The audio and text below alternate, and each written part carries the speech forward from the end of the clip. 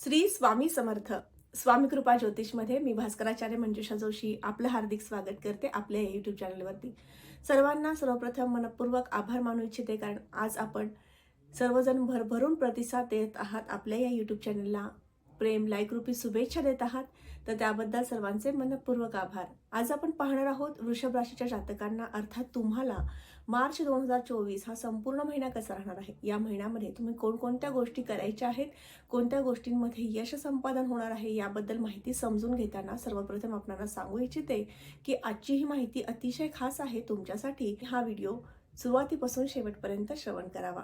Video आवडला तर नक्कीच व्हिडिओला लाईक करा. जास्तीत जास्त मित्रमंडळी, नातेवाईक यांना शेअर करायला अजिबात विसरू नका. लग्नस्थानाची स्थिती पाहिली असता लग्ने शुक्रदेव हे मंगळाच्या युतीमध्ये 7 मार्च पर्यंत भाग्यस्थानातनं गोचर करतील.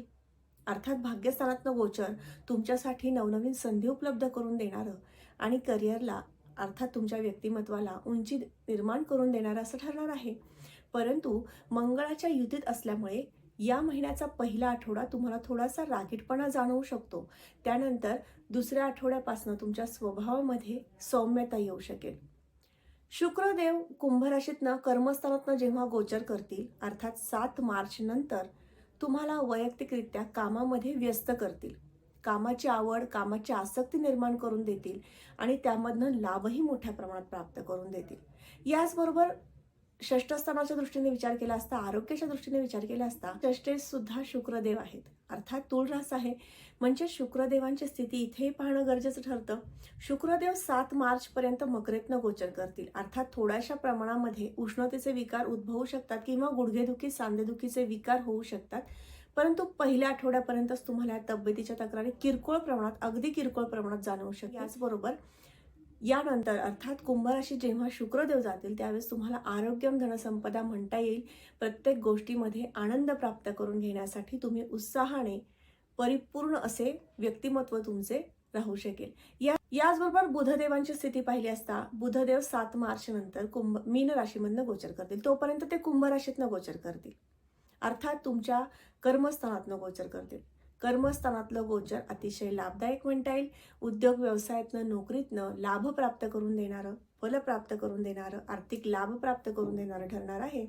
परंतु तदनंतर अर्थात तुम्हाला या महिन्याच्या दुसऱ्या आठवड्यापासून मात्र मीनेत जेव्हा बुधदेव जातील त्यावेळेस थोडासा पैशासंदर्भातील नियोजन करण्याकरता विशेष लक्ष द्यावं लागणार आहे. अर्थात बुधदेवांची स्थिती तुम्हाला 7 मार्च पर्यंत अतिशय उत्तम आहे, परंतु तिथून पुढील 3 आठवडे मात्र थोडासा बुधदेवांचा निगेटिव्ह परिणाम तुम्हाला जास्त जाणवू शकेल. पॉझिटिव्ह फळ काय देतील तर बुधदेव जेव्हा लाभस्थानात जातील तेव्हा तुम्हाला आर्थिक लाभ प्राप्तीकडे सुद्धा घेऊन जातील. म्हणजेच पैसा तुमच्याकडे आवक आणून देतील, पैशाची आवक वाढवतील. हे शुभ परिणामकारक फळ नक्कीच बुधदेव तुम्हाला देतील. याचबरोबर तृतीय स्थानाकडे वळूयात. राशीपत्रिकेतील 3रं घर अतिशय महत्त्वपूर्ण ठरतं, कारण यावरून आपण आपली मेहनत पाहतो, प्रसिद्धी पाहतो, कीर्ती पाहतो. याचे योग पाहिले असता तृतीय स्थानाचे अधिपती चंद्रदेव जे दर 2.25 दिवसांनी बदलतात, परंतु या स्थानावर येणाऱ्या दृष्ट्या ह्या तुम्हाला सगळ्यात महत्त्वाच्या ठरतात की तुमच्या जीवनामध्ये मेहनत किती घडणार आहे, कामाची गती कशी राहणार आहे. दृष्टीने विचार केला असता तृतीय स्थानावर येणारी मंगळदेवांची दृष्टी तुमच्या कामाची गती वाढवेल, कारण मंगळदेव मकर राशीतनं गोचर करत आहेत. मकर राशीतलं मंगळदेवांचं गोचर हे तुम्हाला स्वतःला धाडस निर्माण करून देणं, प्रभावशाली बनवणं किंवा तुमच्या कामाची गती वाढवणं हे शुभ परिणामकारक फळ प्राप्त करून देतील. अर्थात कीर्ती प्रसिद्धीचे योग सुद्धा तुम्हाला या महिन्यात. राशीपत्रिकेतील 4थं घर, ज्यावरून आपण वास्तुयोग, वाहन योग पाहतो.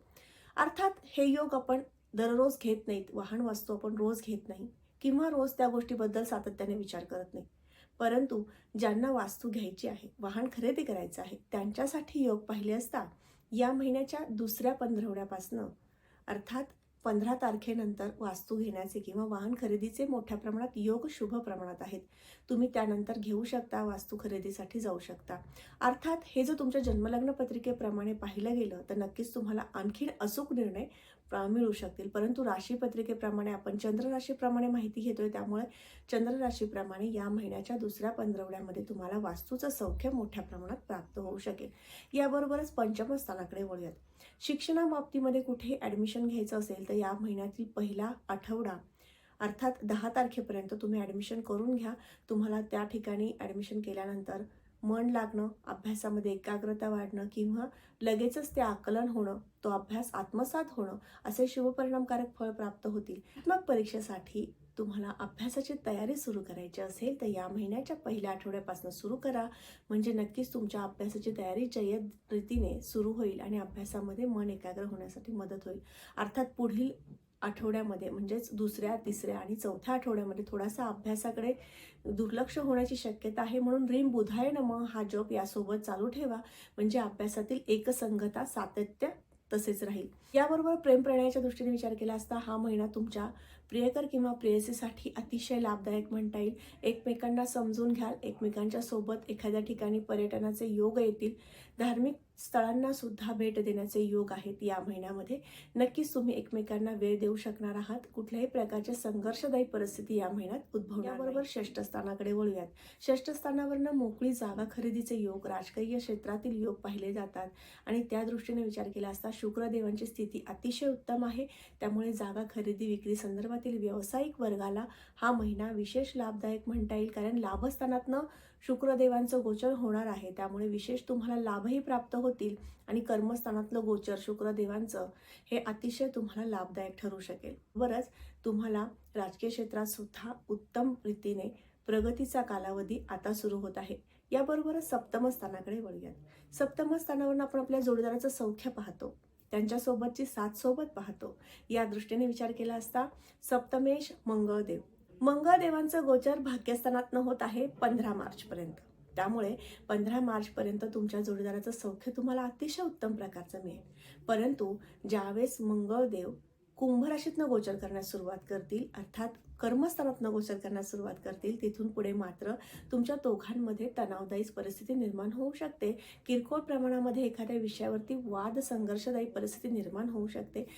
म्हणून दोघांचा एक विचार व्हावा, एकत्र येऊन एखाद्या निर्णयावरती शिक्केमोर्त व्हावी यासाठी नक्कीच तुम्हाला या महिन्यामध्ये गणपती स्तोत्र वाचन करणं आवश्यक ठरणार आहे. बरोबर मंगळदेव जेव्हा कुंभ राशीतनं शनीच्या राशीतनं गोचर करतील त्यावेळेस मात्र थोडंसं एखाद्या विषयावरती आसक्ती निर्माण करून देतील किंवा अपेक्षा वाढवतील. म्हणजेच अर्थात तुम्ही तुमच्या जोडीदाराकडनं जास्त अपेक्षित व्हाल, हीच गोष्ट अशीच हवी आहे, अमुक अमुक कार्य ह्याच वेळेला झालं पाहिजे, अशा काही थोड्याशा अपेक्षा तुमच्या वाढू शकतात. त्यामुळे विशेष लक्ष द्या. नात्यामध्ये दुरावा निर्माण होणार नाही याची काळजी घ्या. म्हणजे नक्कीच तुमचं नातं अतिशय उत्तम होईल, बहरेल आणि एकमेकांना तुम्ही आनंद देऊ शकाल. याबरोबरच भागीदारीचे काही व्यवसाय तुमच्या जोडीदाराला करायचे असतील किंवा तुम्हाला करण्याची सुरुवात करायची असेल तर त्यासाठी सुद्धा शुभ योग या महिन्यात आहेत. त्यामुळे नक्कीच तुम्ही सुरुवात करू शकता. तुमच्या पार्टनरकडनं येत्या 15 तारखेपर्यंत मार्च महिन्यातील 15 तारखेपर्यंत एक आनंददायी वार्ता ऐकू येईल किंवा त्यांच्या शिक्षणाबाबतीमध्ये, करिअर बाबतीमध्ये काही निर्णय त्यांना घ्यायचे असतील तर त्या निर्णयाची सुरुवात किंवा तो निर्णय घेण्याचे क्षण या महिन्यात येतील. या राशीपत्रिकेतील 8वं घर जे त्रिकभाव म्हटलं जातं, अशुभ भाव म्हटलं जातं, परंतु या स्थानावरती ज्यावेळेस शुभग्रहांच्या दृष्ट्या येतात त्यावेळेस तेथील मोठमोठ्या प्रमाणामधील फळे लाभदायक तुम्हाला प्राप्त होतात. अर्थात जे लोक संशोधन कार्य करणारे आहेत त्यांच्यासाठी विशेष लाभदायक परिस्थिती आत्ता आहे. कारण या स्थानामध्ये असणारी गुरुदेवांची रास, गुरुदेव मेष राशीतनं गोचर करत आहेत. अर्थात मेष राशीचे मालक मंगळदेव आणि गुरुदेव यांचा होणारा केंद्रयोग, याचबरोबर मंगळदेवांचा पुढील 15 मार्च नंतर होणारा मंगळदेवांचा आणि गुरुदेवांचा लाभयोग हा तुमच्यासाठी अतिशय लाभदायक म्हणता येईल. जे लोक सायंटिस्ट आहेत, संशोधन कार्य करत आहेत, गुप्त मंत्रतंत्र विद्या, ज्योतिषशास्त्र, वास्तुशास्त्र या संदर्भातील शिक्षण घेत आहेत किंवा वेदासंदर्भातील शिक्षण घेत आहेत, अशा वर्गासाठी विशेष लाभदायक परिस्थिती या महिन्यात आहे. तुम्हाला तुमच्या कार्यामधनं यश संपादन करून देणं, कीर्ती प्रसिद्धी प्राप्त करून देणं असे शुभ संकेत सुद्धा या महिन्यात आहेत. याचबरोबर भाग्यस्थानाकडे वळूयात. राशीपत्रिकेतील भाग्यस्थान अर्थात 9वं घर हे अतिशय शुभ मानलं जातं. आध्यात्मिक प्रगती या स्थानावरून पाहिली जाते, करिअरचे योग पाहिले जातात आणि या स्थानाचा विचार केला असता या स्थानात असणारी शनिदेवांची रास आणि शनिदेव आहेत कर्मस्थानामध्ये अर्थात कुंभ राशीमध्ये. कुंभ ही शनिदेवांची मूलत्रिकोण रास आहे. त्यामुळे विशेष तुम्हाला शनिदेवांचे हे शुभ परिणामकारक फळ प्राप्त होत आहे. अर्थात याच स्थानामध्ये मंगळदेव सुद्धा येणार आहेत 15 मार्च नंतर. म्हणजेच तुम्हाला 15 मार्च नंतर उद्योग व्यवसायासाठी अतिशय शुभ कालावधी आहे. नोकरीसाठी सुद्धा शुभ कालावधी आहे. जे लोक मिलिटरी, पोलीस खाते, अग्निशामक दल यामध्ये कार्यरत आहेत अशा वर्गाला अतिशय शुभ कालावधी या महिन्यात आहे. कर्मस्थानाच्या दृष्टीने विचार केला असता या महिन्यामध्ये तुम्हाला वैयक्तिकरित्या कामाची आवड विशेष राहणार आहे, परंतु कामामध्ये थोडासा अहमपणा जाणवू शकतो पहिल्या आठवड्यामध्ये. त्यामुळे विशेष काळजी घ्यायची आहे. याचं कारण असं की शुक्रदेव, रविदेव आणि शनिदेव हे एकत्र येणार आहेत. कर्मस्थानातनं गोचर करणार आहेत आणि हे गोचर थोडंसं त्रासदायक राहू शकतं. रवी आणि शनिदेव जेव्हा एकत्र येतात त्यावेळेस अहम ब्रह्मास्मी असा थोडासा स्वभाव होतो आणि त्याचे दुष्परिणाम प्राप्त होतात. त्यामुळे या महिन्याच्या पहिल्या आठवड्यामध्ये थोडंसं क्रोधावर नियंत्रण ठेवायचं आहे. कामामध्ये एकाग्रता राहावी. मीच का करावं किंवा मी हे का करू अशा पद्धतीने थोडासा स्वर लागू शकतो. तीमध्ये थोडासा स्वभावामध्ये असं होऊ शकतं की मी का करू, हे मीच का करावं किंवा मी असं करतोय तर याच पद्धतीने झालं पाहिजे असा नाराजीचा स्वर तुमच्या शब्दातनं किंवा व्यक्तिमत्वातनं जाणवू शकतो. म्हणून विशेष काळजी घ्यायची आहे. दुसऱ्या पंधरवड्यापासून तुम्हाला मात्र कार्याची कार्यक्षमता वाढणार आहे. कामाचा उरक वाढवावा लागणार आहे. कामाचा थोडासा ताणसुद्धा वाढणार आहे. असे काहीसे ग्रहमान तुम्हाला प्राप्त होत आहेत. एखाद्या गोष्टीचा जास्त विचार करू शकाल. याचं कारण म्हणजे मंगळदेव हे कुंभ राशीतनं गोचर करणार आहेत. मकर राशीतनं जोपर्यंत त्यांचं गोचर आहे तोपर्यंत तुम्हाला विशेष लाभदायक स्थिती आहे. आनंददायी वातावरणात तुम्ही ते काम अगदी सहजपणे करू शकाल. परंतु 15 मार्च नंतर मात्र मंगळदेव हे शनिदेवांच्या युतीत येतील आणि रविदेव सुद्धा त्याच ठिकाणी असतील. त्यामुळे थोडंसं तुम्हाला कामाचं दडपण येऊ शकतं. याचबरोबर ज्यांचं बँक क्षेत्रामध्ये काम आहे, बँकिंग क्षेत्रामध्ये जे लोक काम करत आहेत अशासाठी सुद्धा या महिन्यामध्ये थोडीशी तणावदायी परिस्थिती निर्माण होऊ शकते. परंतु तुम्ही ते काम सहज पूर्ण करू शकाल जर तुम्ही उपासनेत राहिलात तर. नक्कीच उपासना कोणती करायची मी व्हिडिओच्या शेवटी सांगणारच आहे.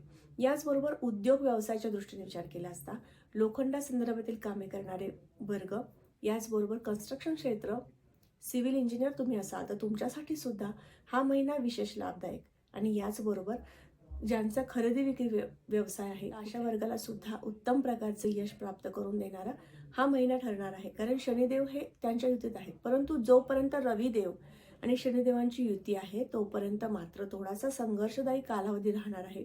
कामामध्ये अपयश येणं, काम अपूर्ण राहणं असे अशुभ परिणाम सुद्धा तुम्हाला प्राप्त होतील 14 मार्चपर्यंत. तदनंतर मात्र अतिशय उत्तम प्रकारचं तुम्हाला यश संपादन होऊ शकेल. आपण खर्चाचं स्थान हे मानलं जातं 12वं घर आणि परदेशात जाण्याची संधी पण पाहिली जाते. तर या दृष्टीने विचार केला असता मंगळ देवांची रास आणि तेथे गुरुदेव आहेत. अर्थात तुम्हाला खर्चाचं प्रमाण या महिन्यात वाढू शकतं. वैयक्तिक खर्च मोठ्या प्रमाणात होऊ शकतात. काही खरेदी करण्याची इच्छा होऊ शकते. अर्थात या महिन्यात वास्तू खरेदीचे योग आहेत, वाहन खरेदीचे योग आहेत, सुखोपयोगी वस्तू खरेदीचे योग आहेत. अर्थात सोने, चांदी या संदर्भातील खर्च सुद्धा येऊ शकतात. एक विशेष आवड निर्माण होऊ शकते, त्या खरेदीकडे तुमचा कल राहू शकतो. महिना विशेष खरेदीचा म्हणता येईल आणि याचबरोबर परदेशात जाण्याची संधी सुद्धा तुम्हाला या महिन्याच्या दुसऱ्या पंधरवड्यामध्ये प्राप्त होऊ शकते. ज्यांना उपासनेकडे वळूयात, कारण उपासनेची जोड दिली तर नक्कीच हा महिना तुम्हाला ज्या गोष्टीमध्ये अशुभ फळे प्राप्त होणार आहेत तर ती अशुभ फळे मिळणार नाहीत. मग ती उपासना कोणती, तर या महिन्यामध्ये थोडासा अहमपणा वाढू शकतो दुसऱ्या पंधरवड्यामध्ये. म्हणून या महिन्यामध्ये तुम्ही संपूर्ण महिनाभरच मारुती स्तोत्राचं वाचन करायचं आहे, गणपती स्तोत्राचं वाचन करायचं आहे, गम गणपते नमः किंवा रीम भोमाय नमः हा जप करायचा आहे. त्याचबरोबर विस्मरणाच्या तक्रारी थोड्याशा होऊ शकतात. मोठ्या प्रमाणातील धोके नाहीत, परंतु किरकोळ प्रमाणामध्ये विस्मरण होणं अभ्यासाच्या बाबतीमध्ये होऊ शकतं. म्हणून रीम बुधाय नमः हा जप करायचा आहे. तर आज आपण वृषभ राशीच्या जातकांना मार्च 2024 हा संपूर्ण महिना कसा राहणार आहे याबाबत माहिती घेतली. तर आजचा हा महत्त्वपूर्ण व्हिडिओ तुम्हाला कसा वाटला नक्की कमेंट करून सांगा. कमेंटमध्ये श्री स्वामी समर्थ लिहिण्यास अजिबात विसरू नका. तुमची वृषभ रास आहे, तुमच्या राशीपत्रिकेप्रमाणे आपण आज माहिती घेतलेली आहे, मासिक राशीफळ जाणून घेतलेलं आहे. परंतु तुमच्या जन्मलग्न पत्रिकेप्रमाणे दैनंदिन जीवनशैली व्यतीत करताना काही अडचणी आहेत, समस्या आहेत, त्यावर मार्गदर्शनाची अपेक्षा आहे तर नक्कीच तुम्ही मला संपर्क करू शकता. माझा संपर्क क्रमांक मी या व्हिडिओच्या डिस्क्रिप्शन बॉक्समध्ये तसंच स्क्रीनवर सुद्धा शेअर करत आहे. तर नक्की मला तुम्ही तुमची पत्रिका दाखवू शकता. पुन्हा भेटूयात अशाच महत्त्वपूर्ण माहितीसोबत. तोपर्यंत आपली रजा घेते. आपला आजचा हा व्हिडिओ आवडला असेल तर नक्कीच व्हिडिओला लाईक आणि शेअर करायला अजिबात विसरू नका. श्री स्वामी समर्थ. जय जय स्वामी समर्थ. रामकृष्ण हरी. परंतु तुमच्या जन्मलग्न पत्रिकेप्रमाणे दैनंदिन जीवनशैली व्यतीत करताना काही अडचणी आहेत, समस्या आहेत, त्यावर मार्गदर्शनाची अपेक्षा आहे, तर नक्कीच तुम्ही मला संपर्क करू शकता. माझा संपर्क क्रमांक मी या व्हिडिओच्या डिस्क्रिप्शन बॉक्समध्ये तसंच स्क्रीनवर सुद्धा शेअर करत आहे. तर नक्की मला तुम्ही तुमची पत्रिका दाखवू शकता. पुन्हा भेटूयात अशाच महत्त्वपूर्ण माहितीसोबत. तोपर्यंत आपली रजा घेते. आपला आजचा हा व्हिडिओ आवडला असेल तर नक्कीच व्हिडिओला लाईक आणि शेअर करायला अजिबात विसरू नका. श्री स्वामी समर्थ. जय जय स्वामी समर्थ. रामकृष्ण हरी.